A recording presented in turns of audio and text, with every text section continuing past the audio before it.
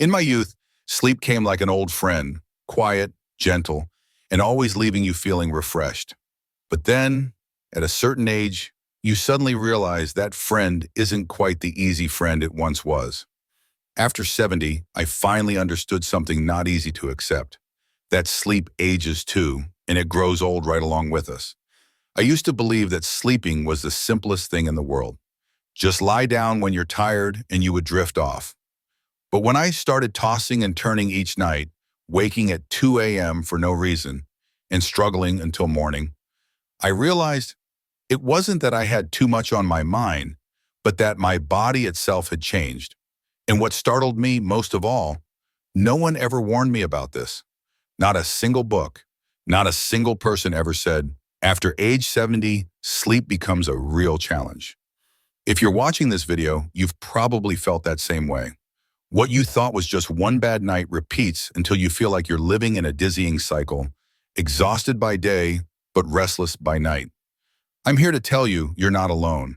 The truth is, after age 70, silent yet powerful biological changes are happening inside your body, from hormones in the nervous system to your biological clock, all affecting the quality of your sleep. And what's important is the more we dismiss trouble sleeping as normal, the more we let our health suffer night after night. So is there a solution?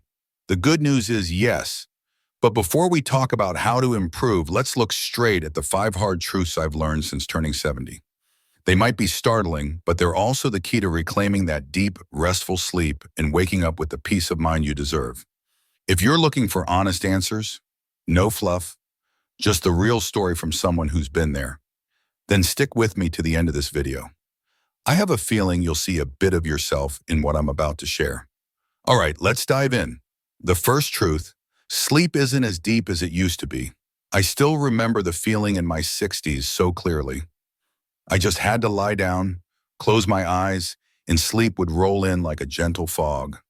But after 70, things were not like that anymore. Some nights I'd lie there for an hour while my mind would just keep racing. Some nights I slept, but it was only a fitful, paper-thin sleep. If you've also sighed over that feeling of sleeping without truly resting, then I know exactly how you feel. Many people think it's just part of getting older, the price you pay for your age. But no, the reality behind that shallow sleep is much more complex. After age 70, our bodies gradually produce less melatonin, the hormone that helps you feel drowsy and stay in a deep sleep. The nervous system also becomes more sensitive to sound, light, and temperature. Even a pillow that's slightly too high can be enough to make you toss and turn all night. I used to think my insomnia was from anxiety, but at a checkup, my doctor just said gently, "This is a normal biological change. Your body simply sleeps differently now." A simple sentence, but it was a real wake-up call. Turns out it wasn't a disease. I had just gotten older, and so had my sleep. Take a moment to think back. Have you ever woken up in the middle of the night for no reason? Are there nights you think you slept 708 hours, but you still wake up tired, your head in a fog, as if you never truly slept at all? That's the sign of shallow sleep. One of the silent culprits behind memory decline and an increased risk of heart failure and stroke in older adults. I met Dorothy, 73 years old, living alone in California. She used to complain that she never felt truly rested anymore. Every morning was a battle with fatigue and a dull headache. But after adjusting her bedtime, reducing blue light from her phone and adding a soft, warm nightlight, she said something I'll never forget. "I never expected just a few small changes would let me sleep for 5 solid hours. The first time in 5 years. And that's when I understood. I couldn't sleep the old way because my body wasn't its old self anymore." If you're still sticking to the sleep habits you had 10 years ago, try pausing for a moment. Tune into your body. Maybe you need a different pillow or to adjust the room temperature, or simply go to bed 30 minutes earlier. Those small things, the ones that seem insignificant, are the very key to helping you find a deeper, more peaceful sleep. Because after all, no one can help you sleep better than you can. And sometimes that journey begins by accepting a seemingly hard truth. Your sleep just isn't what it used to be. The second thing, you wake up more easily at night. Do you ever wake up in the middle of the night and not know why? That feeling of opening your eyes, seeing it's only 3 in the morning, then lying there listening to the quiet hum of the fan, the distant traffic, a frighteningly familiar feeling. I've had so many nights like that, and sometimes the loneliest feeling isn't waking up to an empty house, but waking up in the middle of the night, wide awake with a chill, in a completely silent room. After 70, I realized I was no longer someone who could sleep through the night anymore. The nighttime awakenings came more often without warning, sometimes from a hint of thirst, sometimes from a small noise at next door, but on many nights, for no reason at all. Just like that, I'd open my eyes and I'd be awake. Doctors call this fragmented sleep. It's a very common phenomenon in older adults. And the reason isn't simple. As we age, our bodies don't just produce less melatonin. The way our brains cycle through sleep changes, too. Our deep sleep stages get shorter, while our light sleep stages, the ones where we're easily disturbed, get longer. In other words, even the slightest disturbance, from outside or within, is enough to jolt us awake. I remember once I woke up from a deep sleep for absolutely no reason. No noise, no dream. I was just awake. And in that moment, a vague sense of fear crept in. I started worrying about my blood pressure, my heart rate. I was afraid I'd lost the ability to truly rest. Then I met Leo, 76 years old, at a community health screening. He told me he used to wake up 2, 3 times a night, not from pain or any illness. After some trial and error, he discovered the culprits were drinking his herbal tea a little too late and the bright street light outside his window. Simply by changing his curtains and stopping all liquids after 7 p.m., his wake-ups became much less frequent. It's not that I don't wake up anymore, he chuckled, but it's less often and it's easier to get back to sleep. His story changed my perspective. We can't completely stop waking up at night. It's a natural part of aging. But we can make it happen less often and make our sleep less fragile with very simple adjustments. Creating a quiet, dark, and cool environment, avoiding liquids too late, cutting down on stimulation before bed, practicing deep breathing before you lie down. Because you know there's no such thing as perfect sleep, but there are so many ways to keep our sleep from feeling so broken.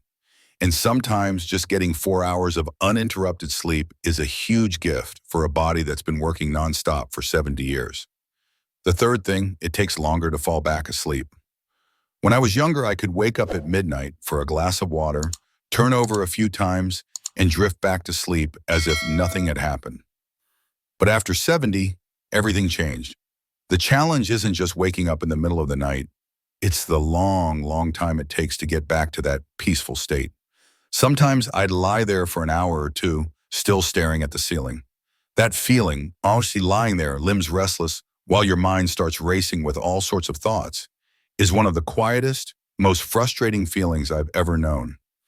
It's not stressful enough to be called insomnia, but it's not peaceful enough to be called rest. It's a strange limbo, tired but awake and feeling helpless. After talking with a sleep specialist, I finally understood why. As we get older, the brain loses some of its flexibility in switching from awake to asleep. It's partly due to lower melatonin and partly due to shifts in our biological clock.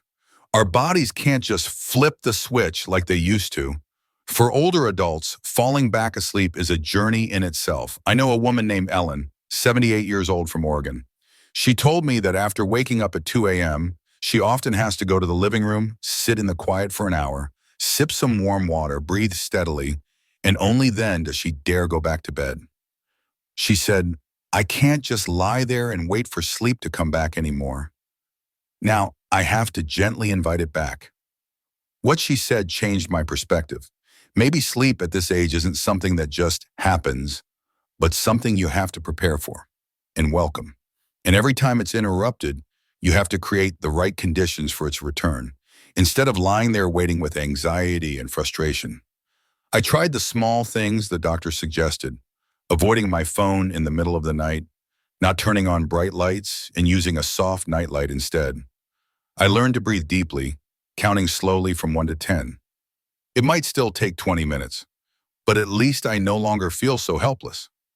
If you also find yourself lying awake at night, waiting for sleep to return like a guest who's already left, I want you to know you're not alone and you're not powerless. There are very simple, gentle ways like soft music, a calming essential oil, or just a short relaxation ritual that can be the bridge that leads you back to sleep. Sleep at this age may not be fast or deep or long, but if we learn to be gentle with it, sometimes a little magic can still happen tonight. The fourth thing, daytime naps can ruin nighttime sleep. I used to think that a long afternoon nap could make up for a poor night's sleep. And for the longest time, I believed that as long as my total hours of sleep added up, my body would be just fine. But then the nights that followed taught me a hard lesson. The more I napped during the day, the harder it was for me to sleep at night. At first, I blamed the hot weather for my restlessness. Then I blamed my old mattress, the fan, everything else. It wasn't until I finally noticed the pattern. The days I took a long nap, over an hour, were always followed by a restless night. My body might be tired, but my mind just wouldn't shut down. Sleep has its own schedule. Our bodies run on a biological clock, that internal clock we're all born with. After age 70, that clock gets much more sensitive. If we nap for too long, our body gets the signal that we've already rested, and it resists shutting down for a deep sleep at night, the most crucial time for brain recovery, blood pressure regulation, and heart protection. I met Stephen, 75 years old, from Texas. He told me that every afternoon and after a snack, he'd doze off on his sofa for about 2 hours. He initially thought it was a good way to recharge, but over time he found his nights became restless and he felt even more tired. When his son, a doctor, suggested he limit his naps to under 30 minutes, he gave it a try. Within a week, his nighttime sleep was deeper, and he stopped waking up in the middle of the night. I learned a valuable lesson. A daytime nap, if you take one, should be a quick reset, gentle and brief, not a substitute for our main sleep.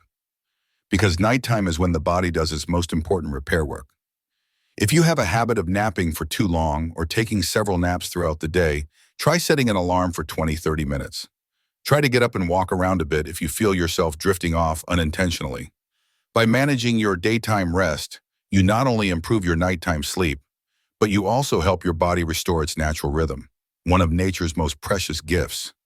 You don't have to give up naps completely. Just by adjusting the length and choosing the right time, between noon and 1 p.m., you'll notice a remarkable difference, because a good night's sleep sometimes starts with the right kind of nap. The fifth thing, your health has a huge impact on your sleep.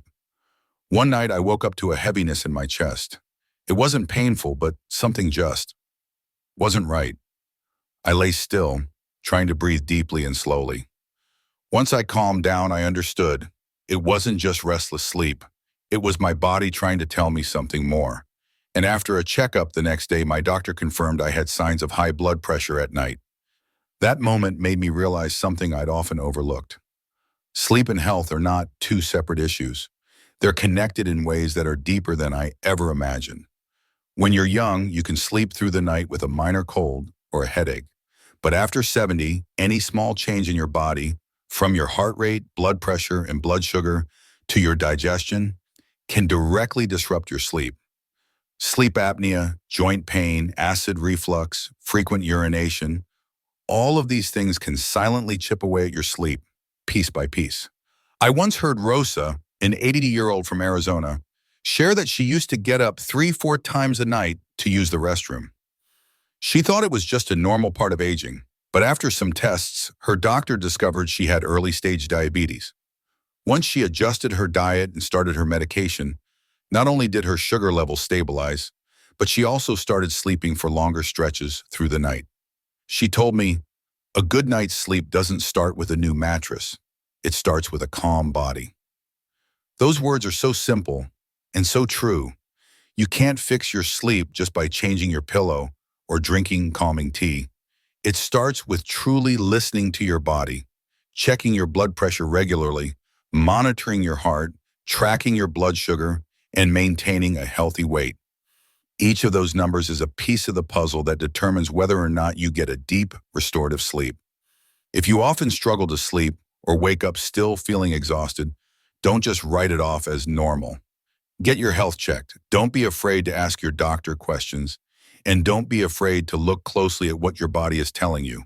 Because sleep isn't just about what happens at night. It's the truest mirror of your health during the day. When your body is healthy, your sleep will naturally become deeper, gentler, and more restorative. Not through luck, but through deliberate daily care. We've just gone through 5 truths about sleep after age 70. From sleep that's no longer deep, to waking up easily, struggling to fall back asleep, and the impact of daytime naps and your overall health. Each of these things might seem small, but together they are the quiet forces shaping your quality of life as you age. You might be asking yourself, so what do I do with all this? I want to answer that with something very simple. Just acknowledging this is the first step. After that, any action, no matter how small, can make a bigger difference than you think. You don't have to change your entire life overnight. But you can start with one small thing tonight. Maybe it's setting an alarm to remind you to put your phone away earlier. Maybe it's shortening your afternoon nap. Maybe it's calling your doctor to ask about your sleep. Whatever it is, as long as you start, you've moved from a place of resignation to a path of taking care of yourself. I used to think poor sleep was just a side effect of getting older, that there was nothing I could do but accept it. But now I know sleep, much like aging itself, is something we can actively manage. It doesn't have to be complicated. It doesn't have to be perfect. Simply being kind to your body each night is enough, because you deserve a quiet sleep, a gentle morning, and a peaceful later life. Whether you're 70, 75, or 80, it's never too late to sleep better. Now, I'd love to hear from you. Drop a comment below and let me know. Which of these 5 things resonated with you? And what's one small change you might try? Thank you for sticking with me to the very end. I hope this video brought you not just some information, but also a little peace of mind as you head to bed. I'll see you in the next video, where we'll continue learning how to live a little lighter, a little healthier, and a little more gently with ourselves.